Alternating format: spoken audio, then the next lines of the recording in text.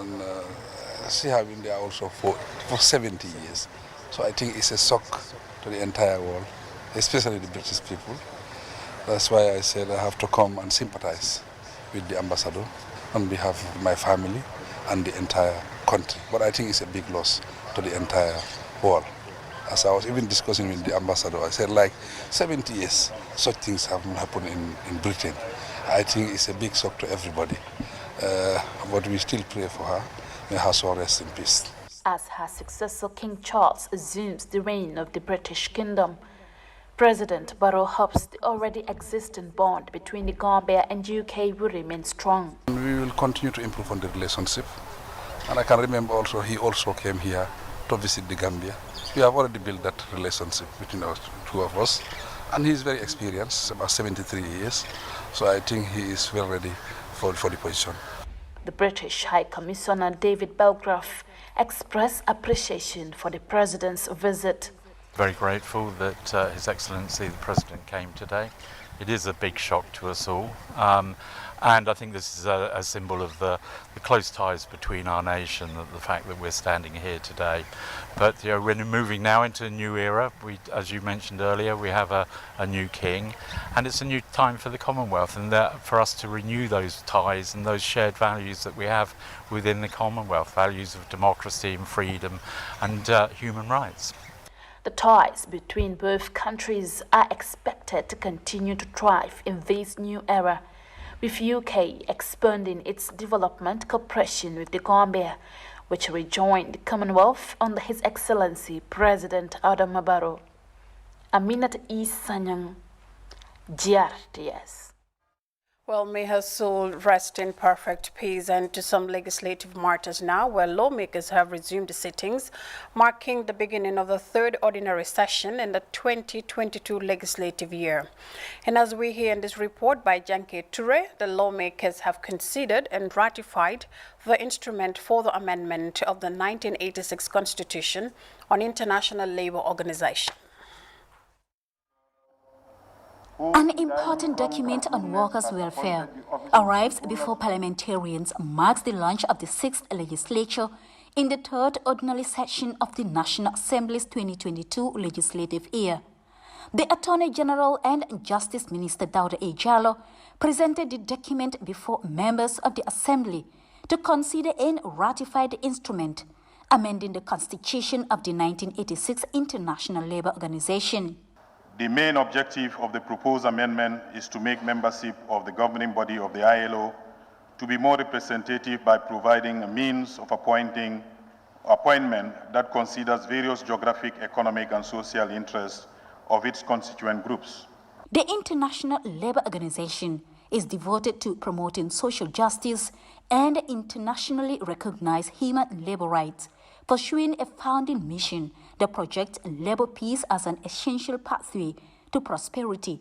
In 1986, the International Labour Conference adopted an instrument of amendment proposing changes that affect 11 of the 40 articles within the Constitution of the International Labour Organization. Here, Minister Jallow outlines its impact if ratified. With these amendments, the number of members of the governing body under the Constitution will increase to 112, and the manner of their allocation will also be affected. Of these, 56 seats are allocated to the government representatives, 28 each will be allocated to employers and workers' representatives. There would no longer be seats guaranteed for member states of chief industrials importance. The important session witnessed a debate on the labour document, with some legislators describing it as an important instrument that needs to be adopted in conformity with the laws of the land that accord room for more representation. The amendment, it does give room. It does even remove that there be no more an industrial, chief industrialist who to decide on behalf of member states. If we are committed to our membership, we have to ratify the instrument. The 1986 amendment, according to officials, addresses three main areas: the composition and governance of the governing body of the office, the procedure for appointment of the Director General, alongside rules governing how the Constitution may be amended. In the ensuing debate, some members of the Parliament asked for more clarification on the document, whilst others wanted to know about projected gains to uplift worker welfare and progresses made. After taking key notes from their concerns, Minister Jaro responded to questions, including clarifications on the existing Labour Act. In our engagements with international bodies, the National Assembly will have an oversight to observe what we are doing, whether we are doing it rightly. So you are not necessarily going to legislate this instrument because it is not a domestic legislation. It is part of an international treaty for which the executive has participated. And we participate also in some of these complex negotiations as a bloc, as Africa bloc, or sometimes we participate as a sub-regional bloc. So we bargain. However, this particular legislation or piece of treaty we are looking at was, we have to say this, was negotiated and accepted by the First Republic, 1986. I think you have seen the date. So those of you who are asking whether you were consulted or not, whether appropriate consultation have taken place during that time, none of us can tell at this stage here. But it was the government of the First Republic in 1986 that participated on behalf of the Gambia in the negotiations of these amendments, and then they append Gambia's signature to these amendments. The delay why it took 36 years for Gambia to ratify, I don't know. The Assembly subsequently considered and ratified the instrument for the amendment of the Constitution of the International Labour Organization 1986, while sittings were rescheduled to continue on Thursday. Janket Ture, GRTS News. Meanwhile, the task force on disaster response under the Office of the Vice President has held meetings with the disaster victims from Banjul who were relocated to the Friendship Hotel in Bakau. The meeting centered on a resettlement scheme of $10,000 for each of the 11 households residing at the hotel, which came personally from President Adama Barrow. Now, this comes after the homes in Banjul were destroyed by heavy rains. Ibrahim Cham was at the meeting, and he now filed on this report. Were relocated from St. Augustine's High School for a temporary resettlement at the Friendship Hotel in Bakau, since their homes in Banjul were severely damaged by torrential floods that left their houses inhabitable. The Disaster Response Task Force under the Vice President's office came to convey a goodwill gesture from His Excellency President Adama Barrow, who donated $10,000 to each displaced family. The flood victims expressed deep appreciation for the gesture, saying the funds will help them secure a new place to rent as they move to pick up their lives again. The Women, Gender and Children's Minister said that the elderly will be taken care of to allay existing challenges hampering their welfare. Among them is an old man, Mr. Esa Adakwa, commonly known as Esa Fishpie, who has lived in Banjul for a very long time. I think he has been in the Gambia for over 30 years. And at the moment, he has nowhere to stay. We are told that where he used to stay, he couldn't pay rent, and the house is completely damaged. And so are all of his clothes and things that belong to him. So as a result, we are now arranging under my ministry to take him to the shelter for the elderly and children, where he'll be accommodated and we'll take care of him, provide him with everything that he needs.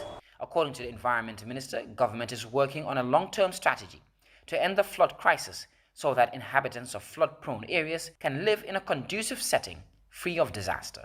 Because we received their pledge that they want to move to their new homes, either where they were renting or to look for a new place, but they are constrained with finance. But we want to engage them to inform them that it is not right for government to go to that far, because we also have to use the law within our limits. We have to support to make sure that we help them settle. But out of the goodwill of His Excellency, the President of the Republic of the Gambia, when he was informed about these situations, he volunteered from his own pocket to give each of these families $10,000. The flood victims took turns to thank the President for the massive support package. I will go. Hence, he is the one who brought me here.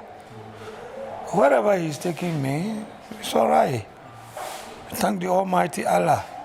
Hence, He is going to give me a place to stay, sit down, sleep. You know, shelter is one of the most important on earth. The National Disaster Management Agency is leading a major effort to boost community resilience and support internally displaced families. NDMA Executive Director Sana Dahaba reassured the public on mitigation strategies being put in place by the government to curb the level of disasters in flood-prone areas. As a government, you can see when the flooding happened, the Vice President went around to look at the affected areas, and the President also followed the following day. And he came up with a policy pronouncement that the government of the Gambia will provide support to go to stream at a tune of $46 million. In addition to that, the government is requesting funding from $70 million from Indian government to improve the drainage system across the greater Banjul area. As flood victims look forward to starting a new life, landlords are urged to be supportive and considerate as they search for new homes for their families. Reporting for GRTS News, I'm by Ibrahim Chan. And now to a press release from the Gambia Armed Forces, and it reads: The Gambia Armed Forces is pleased to inform the public that the Gambia Police Force will conduct a live firing exercise at the GAV's Tintimba shooting range in Foni on Wednesday, 14 September 2022. A media release from the Gambia Armed Forces urged the public, especially residents of Tintimba, Burok, Kamfenda, Kanilai, Sangajor, and Buyam, not to panic but caution to avoid the designated training areas on the above mentioned date. It ends. And now, look at efforts to restore the degraded forest cover as Green Up Tujarang movement in partnership with Mbolo Association together with Africa Gambia Organization on Sunday planted close to 2,000 trees at the Tujarang Muri Kunda Community Forest. The aim is to mitigate the effects of climate change. Majan Barrett tells us more. Kunda Community Forest was acquired through a land reservation process by Forestry Department for a community forest in the area in 2001 with a size of 36 hectares. Omar Bitte is the chairman of the forest. This part of the forest was once ventured by Murikunda, and then they were given this land for others for agriculture. Then later, when we want to declare it, we had to send one man to those people, tell them that the land reserved for the community forest is not, we want to expand it to the area which we are giving to you as for this upland rights. The chairman of Green Up Tujarang movement described the exercise as a collective responsibility to develop and take proper care of the forest to mitigate the effects of climate change. Mbolo Association, like I said, partners to the VDC of Tujarang and Green Up Tujarang movement is having plans to make sure that the forest is fenced with a semi-permeable membrane that will allow animals to go in and go out. And secondly, we are also looking into having a borehole system in the forest here, because most of the animals that are killed in the drying season. That is when the water dries in the forest and they move around to look for water. Lamin Jame is the president of Together Africa Gambia Organization. This came to our mind since during Ramadan. We were on discussions with the local authorities as long as West Coast region is concerned, to see how best we can do our quota as long as to bring back our forest. So this is something that we geared towards for the complement of the government today. Mbolo Association is working with Green Up Tujarang movement to give them guidelines, including funding for proper implementation of their projects, said Malang Sambu, chairman of Mbolo Association. The Green Up movement was backed by us, and then we started working with them in order to give them guidelines and then support them with the way how to do very good planning and then how to get access to finance in order for their actions to be implemented. As a forestry officer, Rohi Sise complimented the people of Tujarang for the positive initiative. We need sustainable measures. When we plant these trees, we need them to be sustainable. The saying goes, no tree, no life. But anyone who comes to this forest park, you know that it's a thick forest. They have never experienced fire. The people of Tujarang are optimistic that The community forest will emerge as one of the best forests in the Gambia in years to come and will immensely contribute to the mitigation of the effects of climate change. Majan Barrow for GRTS News. Well, in another development, the Agribusiness Technical Services Unit under the Department of Agriculture, in partnership with the Rice Value Chain Transformation Project, recently organized a 3-day capacity building forum for 70 cooperative executive members. The participants were drawn from the Regional Rice Value Chain Transformation Project. The training in Pakalinding in the Lower River region focused mainly on cooperative management. Well, our correspondent in the region, Usman Balde, tells us more. It's part of the second phase of the Rice Value Chain Transformative Project aimed at strengthening cooperative societies. This, according to the Social Development Officer of the project, Ibrahim Sise, is in line with project's agro-business marketing and capacity building strategies. We are working very hard with Marua Farms. We are working very hard with Mira Farms. We are working very hard with Salif Mbalo and Children's Group. These are individual Gambian private sector working in the rice sector. And already, the marketing aspect has taken off because Mira Farms in particular bought more than 15 metric tons of paddy rice, whose paddy rice that we have supported the farmers and they produce. So in other words, we gave seeds and fertilizer. The farmers produce the rice, and Mira Farm went around to all these regions, Sierra North, Sierra South, and URA, and purchased this rice. And he has milled this rice ready for float in the Gambian market, which is a very important step in the drive to commercialization. The Director of Agribusiness Technical Service Unit at the Department of Agriculture, Abbas Sankare, spoke of the inactiveness of cooperatives in the country. Cooperative in those days were very vibrant, as I say, but towards the tail end of the First Republic and into the Second Republic, to us, cooperatives don't exist anymore. Even at the international level, International Cooperative Alliance deemed that there is no more cooperative movement in the Gambia.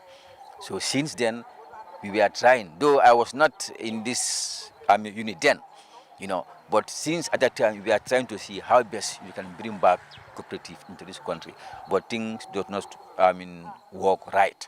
Director Sankare explained that his office is working with relevant stakeholders to improve the current situation of cooperatives across the country. Cooperative policy for the first time for the Gambia.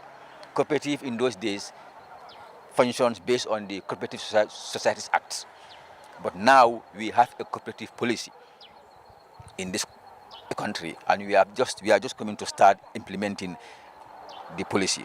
One of the first action points of the policy, of course, to re-establish the then Department of Cooperative. Because if you don't re-establish the department, the power, to the head, who is normally termed as the Register of Cooperative, will not be there. But if the department is established legally, then it can regulate the function of our primary and secondary cooperatives. So as I am talking to you right now, the new department, the new look has been finalized. We try to improve upon the last cooperative department. We try to improve upon it, and of course to come up with current emerging issues as far as cooperative development is concerned. The Regional Agriculture Director for Lower River Region, Mamadou Lamin Dabo, advised participants to take the best use of the training and share the knowledge learned. Usman Balde, GRTS News. Well, we'll take a quick break. When we return, sports news is next. To stay with us.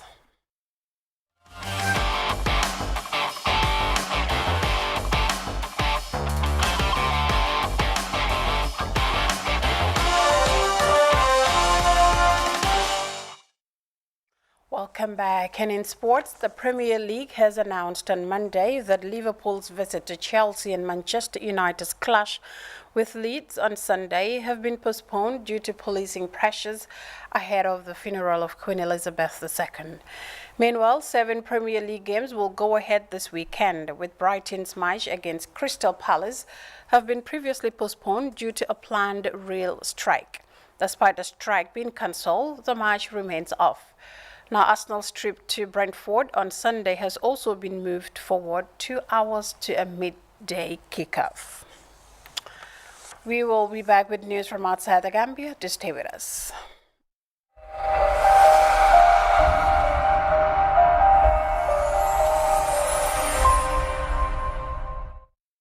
Welcome back, and we now head straight to the United Kingdom, where late Queen Elizabeth's coffin was taken along the Royal Mile in the Scottish capital, Edinburgh, on September 12th.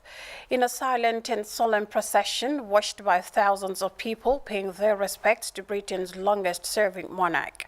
The oak coffin, draped in the royal standard of Scotland and with a wreath of white flowers placed on top, was then carried into St. Giles Cathedral and a crown of Scotland laid on it. Details of that in this report by France 24.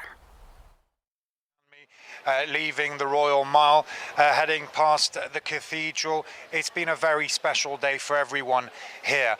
And now, soon, in a few minutes, well, the people of Edinburgh, visitors, Scots, many people here will be allowed to enter St. Giles Cathedral to pay their respects, to see the coffin of their beloved Queen Elizabeth II. They won't be able to take pictures or make videos. That's forbidden. One security official told me that it was either queuing to get a wristband to go in or watching the cortege go by. You had thousands, if not tens of thousands, on the Royal Mile here all afternoon, all day, waiting to see the coffin of Queen Elizabeth, as well, of course, as King Charles III. And at the same time, you have another 1,000 or so people since the early hours of the morning behind the cathedral, queuing patiently, because they need to queue in order to go through a huge tent, get searched, get a wristband, and then go into St. Giles Cathedral to be able to make to pay their respects and say a final farewell. Indeed, Scottish nationalism and such issues are not forgotten, of course, but all of these are on pause for the time being. It really is a national unity, and therefore all these messages from Scotland's First Minister Nicola Sturgeon, speaking of a sad, poignant moment when Queen Elizabeth's coffin left her beloved castle of Balmoral. Here, very much, you don't hear any anti-monarchy slogans, messages. There were a couple of incidents today, but really isolated incidents. I did speak to people who are not particular fans of the monarchy, but who told me, we loved Elizabeth II. We loved Her Majesty, and therefore we wanted to be here, even though these people are not necessarily huge fans of the monarchy as such. Here, a lot of emotional scenes. I saw people in tears here. Just after the cortege went by, I spoke to a lady who was in her 70s who was practically in tears. She looked at me and she said, wasn't it touching? I tried not to cry in honor of Her Majesty. I wanted to try to stay as strong as possible. That's what this lady told me. I met with people who'd arrived here at 6 o'clock in the morning to find a seat, the best possible place to view the cortege just along these barriers. And as you said it, thousands of people packed on these streets of Edinburgh. Take a look. The pavement is not that wide. The streets are rather small. The pavement section is rather small. So you can imagine when you've got thousands of people packed here, it's quite a scene. The Royal Mile I'm on goes right to Holyrood House Palace, and here is St. Giles Cathedral, of course. Emotional scenes, a historic moment, and all the people who waited hours to be here. And elsewhere in Ukraine, Ukraine has accused the Russian military of attacking civilian infrastructure in response to a rapid weekend offensive by Ukrainian troops that forced Russia to abandon its main bastion in the Kharkiv region. No military facilities. The goal is to deprive people of light and heat. Ukraine's President Volodymyr Zelensky tweeted. Details of that in this report by France 24. Power plant in Kharkiv after Russian strikes in the northeastern city on Sunday. The attacks reportedly left 9 million residents without power and water in northeastern and central Ukraine. Ukrainian President Volodymyr Zelensky says Russian forces had only targeted civilian infrastructure. Був нанесений ракетний удар по об'єкту інфраструктури, пошкоджені трансформатори. В приміщенні, в які влучила ракета, було два чергових. Одного ми вже знайшли, який загинув. Зараз ведуться пошуки другого. Kyiv condemned the attack as a retaliation over Moscow's losses in the east. In a crucial pocket of northeast Ukraine, Russia's front lines collapsed in recent days, losing key northeastern cities to a surprise Ukrainian counter-offensive, including Kupiansk, Balaklia and Izium, a gateway to the Donbas region, making it a key front to the war. Because of their retreat, Russian forces left behind a critical logistics hub in Izium, containing ammunition stockpiles and equipment. Головна площа Ізюма ще догорає, приміщення місцевої адміністрації, навколо все зруйновано, але нічого, все відновимо, а Ізюм був, є і буде Україна. As the Ukrainian military claims to have retaken 3,000 square kilometers of land, the Russian Defense Ministry is framing their retreat as part of their strategy meant to reinforce its position in the eastern Donbas region. Meanwhile, on the southern front, Ukraine continues to push against Russian forces near Mykolaiv and Kherson, where the country's military is making modest gains. Well, that story on Ukraine brings us to the end of this edition of the news. But before we go, a quick reminder of our top stories once again. President Adama Barrow has signed the condolence book of late Queen Elizabeth II at the British High Commission's office in Fajara.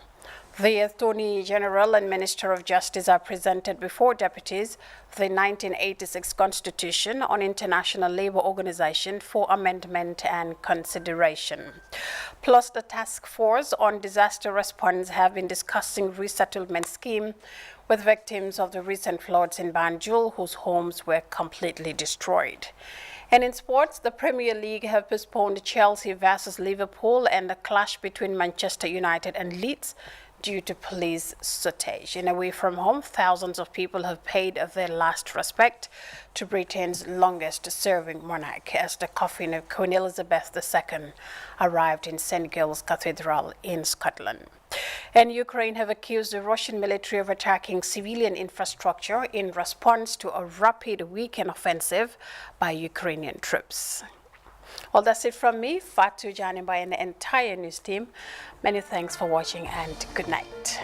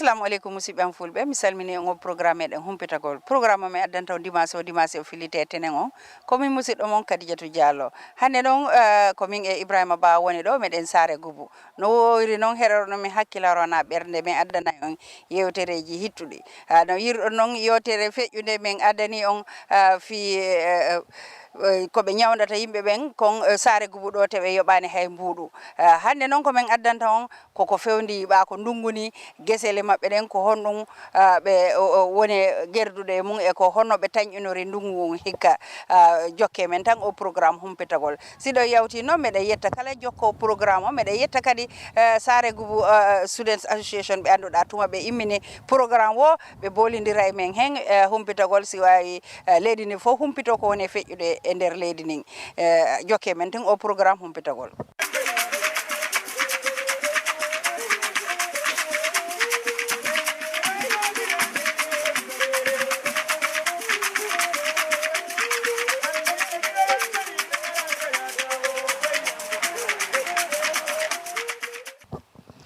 bayil malli finan musidɓe an mi annitina ko programme o ɗon humpitagol e watta hunde sina yaaden e gallum